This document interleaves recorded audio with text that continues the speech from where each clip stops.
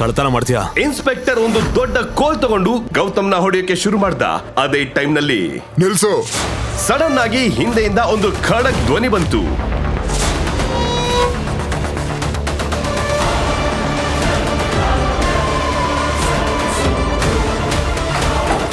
Sir, ನಿಂಗೆಷ್ಟು ಧೈರ್ಯ?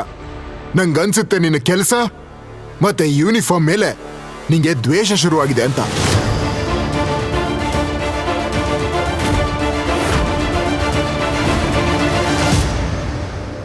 ಹುಕುಂ, ಇಲ್ಲಿ ನಿಮ್ಗೆ ಆಗಿರೋ ತೊಂದರೆಗೆ ನಾನ್ ಸಾರಿ ಕೇಳ್ತೀನಿ. ಸರ್, ನೀವೇನ್ ಮಾಡ್ತಿದ್ದೀರಾ? ಇವನು ರಾಜ್ಗುರು ಫ್ಯಾಮಿಲಿಯ ಮನೆ ಅಳಿಯ ಸರ್. ಇವನು ಮಿತ್ತಲ್ ಶಾಪ್ನಲ್ಲಿ ಡೈಮಂಡ್ ನೆಕ್ಲೆಸ್ ನ ಕಳ್ತನ ಮಾಡಿ ಸಿಕ್ಬಿದ್ದಿದ್ದಾನೆ. ಅಷ್ಟೇ ಅಲ್ಲ, ಹೆಂಡತಿ ಕೂಡ ಇವನನ್ನ ಬಿಡಿಸೋದಕ್ಕೆ ಒಪ್ಲಿಲ್ಲ. Shut up.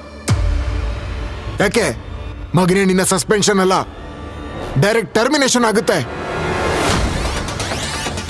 ನಿನಗೆ ಗೊತ್ತಾ ಇಲ್ಲಿ ಯಾರನ್ನ ಕರ್ಕೊಂಡು ಬಂದಿದ್ಯಾ ಅಂತ?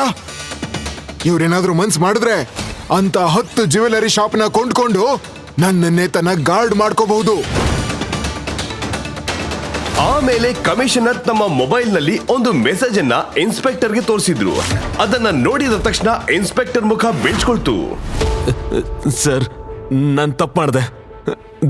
ದಯವಿಟ್ಟು ನನ್ನನ್ನು ಕ್ಷಮಿಸಿ ಸರ್. ಸರ್, ಹುಕುಂ, ಕ್ಷಮಿಸ್ಬಿಡಿ. ಬನ್ನಿ, ನಾನು ನಿಮ್ಮನ್ನ ನಮ್ಮ ಕಾರಲ್ಲೇ ಮನೆಗೆ ಡ್ರಾಪ್ ಮಾಡ್ತೀನಿ. ಓಕೆ, ನಾನು ಮರಿತೀನಿ, ಆದರೆ ಒಂದು ಕಂಡೀಷನ್ ಮೇಲೆ. ಹುಕುಂ. ನೀವು ಸಹ ನನ್ನ ಈ ಸೀಕ್ರೆಟ್ನ ಮರಿಬೇಕು. ನನ್ನ ಈ ಸೀಕ್ರೆಟ್ ಬಗ್ಗೆ ಯಾರಿಗೂ ಗೊತ್ತಾಗಬಾರ್ದು, ಎಸ್ಪೆಷಲಿ ನನ್ನ ಹೆಂಡತಿಗೆ. ಹುಕುಂ. ಗೌತಮ್ ಹೀಗೆ ಹೇಳಿದ ತಕ್ಷಣ ಇಡೀ ಪೊಲೀಸ್ ಸ್ಟೇಷನ್ ನಲ್ಲಿ ಕೋಲಾಹಲ ಉಂಟಾಯ್ತು. ಆದ್ರೆ ಒಂದು ಪ್ರಶ್ನೆ ಕಾಡ್ತಾ ಇತ್ತು. ಗೌತಮ್ ನಿಜವಾಗ್ಲೂ ಕಳ್ಳನ ಅಥವಾ ಇಲ್ಲಿ ಏನಾದ್ರೂ ದೊಡ್ಡ ಸೀಕ್ರೆಟ್ ಅಡಗಿದ್ಯಾ? ಮತ್ತೆ ಕಮಿಷನರ್ ಯಾಕೆ ಇವನನ್ನ ಹುಕುಂ ಅಂತ ಕರೀತಾರೆ? ಮುಂದೆ ಯಾವ ತರದ ರಹಸ್ಯ ತೆರೆದುಕೊಳ್ಳುತ್ತೆ ಅಂದ್ರೆ ನಿಮಗೆ ಶಾಕ್ ಆಗುತ್ತೆ. ಗೌತಮ್ ಸ್ಟೇಷನ್ ಇಂದ ಹೊರಗೆ ಬಂದ ತಕ್ಷಣ ಅಲ್ಲಿ ಒಂದು ಲಕ್ಸುರಿ ಕಾರ್ ಬಂದು ನಿಲ್ತು. ಅದರಿಂದ ಒಬ್ಬ ವಯಸ್ಸಾದ ವ್ಯಕ್ತಿ ಇಳಿದ್ರು. ಅವರು ಗೌತಮ್ ಕೈಗೆ ಒಂದು ಚಿಕ್ಕ ಬಾಕ್ಸ್ ನ ಕೊಟ್ರು. ಗೌತಮ್ ಅರ್ಜೆಂಟ್ ಅಲ್ಲಿ ಅನ್ವಿತಾ ಅಜ್ಜಿ ಗಾಯತ್ರಿ ದೇವಿ ಅವರ ಬರ್ತ್ಡೇ ವೆನ್ಯೂಗೆ ಹೋದ. ಅನ್ವಿತಾ ಅವನನ್ನ ನೋಡಿದಾಗ ಶಾಕ್ ಆದ್ಲು.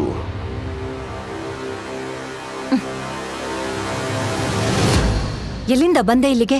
ಕಳ್ಳ, ನಿನ್ನನ್ ಯಾರು ಪೊಲೀಸ್ ಸ್ಟೇಷನ್ ಇಂದ ಬಿಡಿಸಿದ್ದು? ನೀನ್ ಅಲ್ಲೇ ಬಿದ್ದಿದ್ರೆ ಚೆನ್ನಾಗಿರೋದು. ನಾನೇನು ಕಳ್ತನ ಮಾಡಿಲ್ಲ ಅನ್ವಿತಾ. ನಾನು ಜ್ಯುವೆಲರಿ ಶಾಪ್ ಮುಂದೆ ನಿಂತಿದ್ದೆ, ಪೊಲೀಸ್ ಹಿಡಿದ್ರು. ತುಂಬಾ ಕಷ್ಟಪಟ್ಟು ನಿರಪರಾಧಿ ಅಂತ ಪ್ರೂವ್ ಮಾಡಿ ಬಂದೆ. ಸರಿ ಸರಿ, ಎಂತ ಚೀಪ್ ಗಿಫ್ಟ್ ತಂದಿದ್ಯಾ ನೀನು? ಪ್ಯಾಕಿಂಗ್ ಎಷ್ಟು ಚೀಪ್ ಆಗಿದೆ. ಛೀ. ಪ್ಯಾಕಿಂಗ್ ಮ್ಯಾಟ್ರ್ ಆಗಲ್ಲ, ಒಳಗಡೆ ಗಿಫ್ಟ್ ಏನಿದೆ ಅನ್ನೋದು ಮ್ಯಾಟ್ರ್ ಆಗುತ್ತಲ್ವಾ? ನೀನ್ ನೋಡಿದ್ರೆ ಶಾಕ್ ಆಗ್ತೀಯಾ. ಏಯ್, ಅದು ಅಜ್ಜಿ ಗಿಫ್ಟ್, ನೀನ್ಯಾಕೆ ಓಪನ್ ಮಾಡ್ತೀಯಾ? ಅವರೇ ಓಪನ್ ಮಾಡ್ಲಿ ಬಿಡು. Fine, what ever. ಆದ್ರೆ ಬೇರೆಯವ್ರ ಗಿಫ್ಟ್ ಕೊಡುವಾಗ ನೀನು ನಿನ್ನ ಬಾಕ್ಸ್ ಅನ್ನ ಸೈಡಲ್ಲಿ ಇಟ್ಬಿಡು, ಓಕೆ? ತಾತ ನನ್ ಜೊತೆ ಅದ್ಯಾವ ಜನ್ಮದ ರಿವೆಂಜ್ ತಗೊಂಡ್ರೋ ಏನೋ, ನನ್ನಂತ ಮಿಲೇನಿಯರ್ ಹುಡುಗಿನ ನಿನ್ನಂತ ಬಡವನ್ ಜೊತೆ ಮದ್ವೆ ಮಾಡ್ಸಿದ್ರು. ದುಡ್ಡು ಇಲ್ಲ, ಮರ್ಯಾದೆನೂ ಇಲ್ಲ. ಹೋಗೋಣ. ಯಾಕೆ ಹೀಗ್ ನಿಂತಿದ್ಯಾ? ಹೋಗು.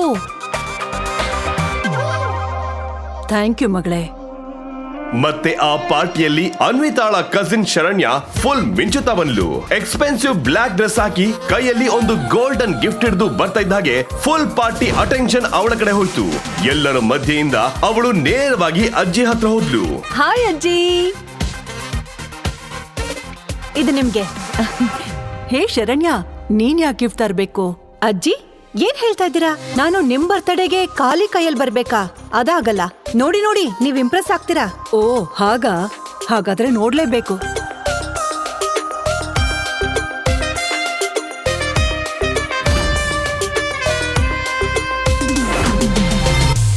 ಡೈಮಂಡ್ ಪೆಂಡೆಂಟ್, ಇಷ್ಟೊಂದು ಶೈನ್ ಡೈಮಂಡ್.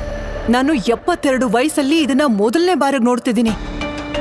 ಶರಣ್ಯ, ನೀನು ಈ ಫ್ಯಾಮಿಲಿಯ ಹೆಣ್ಣು ಮಕ್ಕಳಿಗಿಂತ ಫುಲ್ ಡಿಫ್ರೆಂಟ್, ಸೆನ್ಸಿಬಲ್ ಮತ್ತೆ ಸ್ಮಾರ್ಟರ್. ತುಂಬಾ ಬ್ಯೂಟಿಫುಲ್ ಆಗಿದೆ, ತುಂಬಾ ಚೆನ್ನಾಗಿದೆ. ಹೀಗೆ ಹೇಳಿ ಗಾಯತ್ರಿ ದೇವಿ ಅನ್ವಿತಾ ಕಡೆ ನೋಡಿದ್ರು. ಅನ್ವಿತಾ ಅವಮಾನದಲ್ಲಿ ತಲೆ ತೆಗೆಸಿದ್ಲು. ಈ ಡೈಮಂಡ್ ಪೆಂಡೆಂಟ್ ತುಂಬಾ ಎಕ್ಸ್ಪೆನ್ಸಿವ್ ಇರಬೇಕು ಅಲ್ವಾ ಶರಣ್ಯ? ಹೌದು, ಇದು 1.5 ಕೋಟಿದು. ಯಾರೋ ನಿಮ್ಗೆ ಮೋಸ ಮಾಡಿದ್ದಾರೆ ಅಂತ ಕಾಣಿಸುತ್ತೆ. 5 ಲಕ್ಷದ ಪೆಂಡೆಂಟ್ನ 1.5 ಕೋಟಿಗೆ ಸೇಲ್ ಮಾಡಿದ್ದಾರೆ. ನಾನ್ಸೆನ್ಸ್. ಅಷ್ಟಕ್ಕೂ ನಮ್ ಜೇಬಲ್ಲಿ 500 ರೂಪಾಯಿ ನೋಟ್ ಇಟ್ಕೊಂಡು ಓಡಾಡೋರು ಬೇರೆಯವ್ರಿಗೆ ಲಕ್ಷದ ಬಗ್ಗೆ ಸ್ಪೀಚ್ ಕೊಡಬಾರ್ದು. ಈಗಲೇ ಡೌನ್ಲೋಡ್ ಮಾಡಿ ಕೇಳಿ ರಾಯಲ್ ವಾರಸ್ದಾರ ಕೇವಲ ಪಾಕೆಟ್ ಎಫ್ಎಂ ನಲ್ಲಿ.